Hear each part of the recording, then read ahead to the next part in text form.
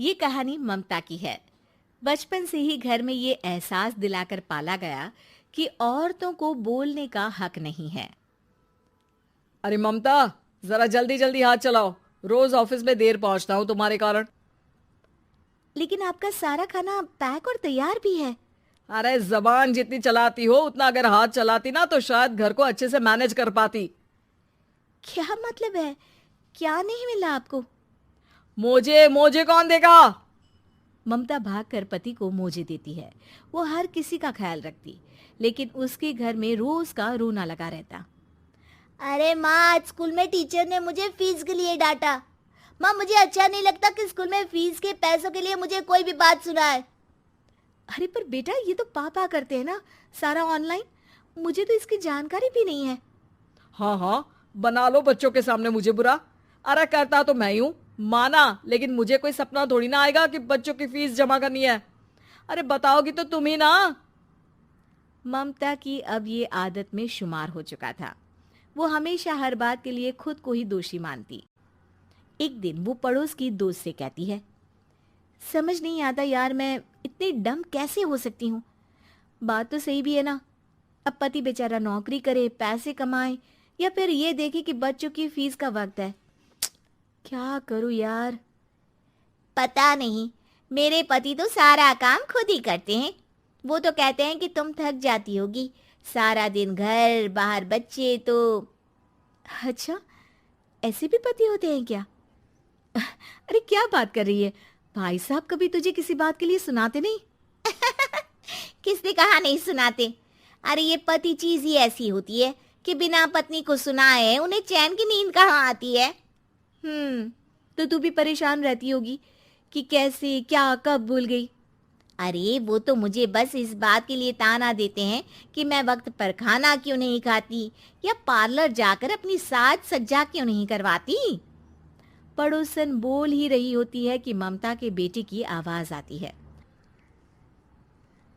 अरे माँ, क्या हो गया? लग नहीं रहा कि आज आप मुझे पानी भी देगी। अरे कब से खाने के लिए वेट कर रहा हूँ। अरे यार, मैं चलती हूँ। बेटा खाने के लिए वेट कर रहा है, मैंने उसे खाना भी नहीं दिया। अरे 12वीं में पहुंच चुका है तुम्हारा बेटा, उसे बोलो खुद पानी लिया करे। मैंने तो अपने बच्चों को काम करना सिखाया है। अरे यार, खुद की भी तो कोई लाइफ है। माना जब नहीं कर सकते थे तो किया, लेकिन अब इतने बड़े बच्चों की हर बात मानेंगे तो मुश्किल तो अपने को ही होगी। ममता को पड़ोसन की बात में दम तो लगता है, लेकिन करे क्या, आदत भी तो खुद ही ने डाली थी। ममता घर जाती है कि तभी बेटी आ जाती है। माँ, परसों मुझे एक शादी में जाना है। तेरी वो जो लाल वाली साड़ी है ना, उसे दे देना। मैं आज जाकर टेलर को दे दूंगी, वो उस साड़ी से सूट बना देगा। अरे नहीं नहीं तारा, वो मेरी माँ ने मुझे दी थी और उस साड़ी से मेरी काफ़ी भावनाएं जुड़ी हैं। तुमको ना मैं दूसरी साड़ी दे दूंगी। ओके, कोई बात नहीं, लेकिन आज दे ही देना पक्का।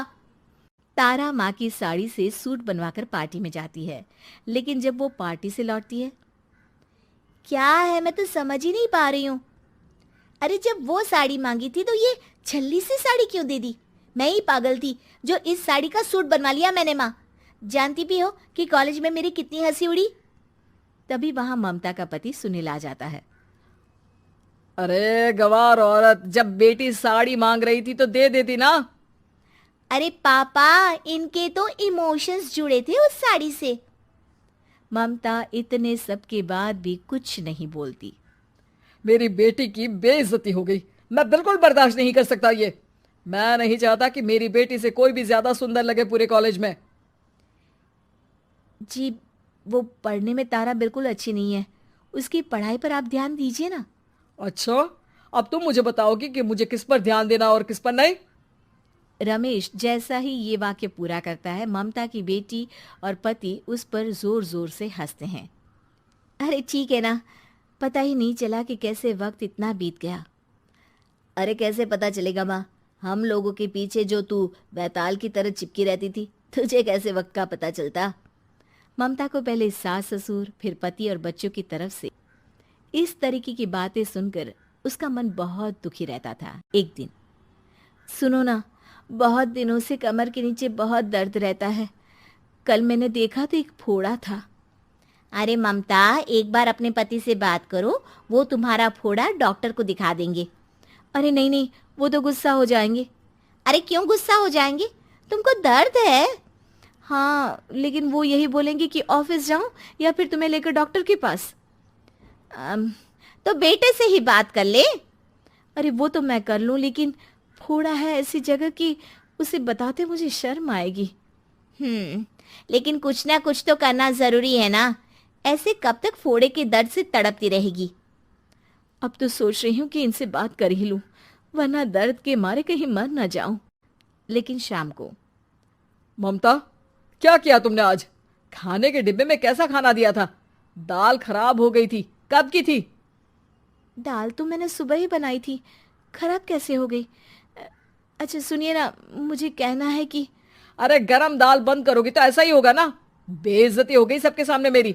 ऑफिस वालों ने ऐसा मजाक उड़ाया कि क्या बोलूं। कल से ठीक से खाना देना है तो देना, वरना खाना देना बंद कर देना। बाहर खा लूंगा मैं। ममता, जो पति से अपनी परेशानी बताने वाली थी, वो अब ये सोचने लगती है कि कल से पति को खाने में क्या दे। अगले दिन ममता थकी थकी सी हालत में, आप लोगों के लिए नाश्ता बना दिया है, खाना बनाने की हिम्मत नहीं है आज तो। रात भर सोकर थक गई है ना, इसीलिए तो खाना नहीं बना सकती। हिम्मत नहीं हो रही है, मैं बस सोने जा रही हूँ। बस मैडम को सोने का बोल दो, फिर देखो कैसे सोती रहती है। माँ, फिर वही पराठा सब्जी। अरे हमारे साथ के दोस्त एक से बढ़कर एक नाश्ता खाना लेकर आते हैं, आप तो बस। सभी घर से निकल जाते हैं, लेकिन जब शाम को बेटा घर आता है तो घर में अंधेरा रहता है।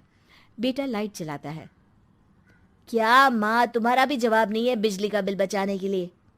वो बोल ही रहा होता है कि सामने माँ जमीन पर लेटी मिलती है। वो उसके पास जाता है। अरे माँ, क्या हो गया माँ? तभी वहां पड़ोसन आती है। अरे बेटा, तुम्हारी माँ के पैर के पास एक फोड़ा है, जिसके कारण ये लगातार कमजोर होती जा रही थी। मैंने उसे पहले ही कहा था कि घर में बता दो, लेकिन तुम्हारी माँ किसी को तंग करना नहीं चाहती थी। तभी वहां डॉक्टर आ जाता है। अरे इनके ऑर्गन में दिक्कत है, कोई बात है जो इनके मन में खटक रही है।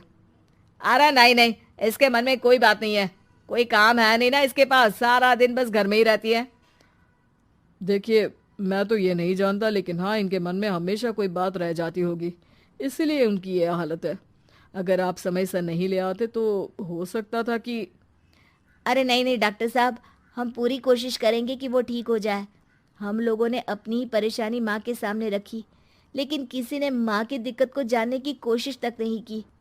हाँ, मैंने भी ममता को हमेशा घरेलू जरूरत से ज्यादा काम का नहीं सोचा था। ममता को होश आता है और वो खुद को अपने बेडरूम में देखती है। वो उठने की कोशिश करती है कि माँ, अब आप नहीं उठेंगी। हम लोग है ना, हम लोग आपको पूरी तरह से खुश रखने की कोशिश करेंगे।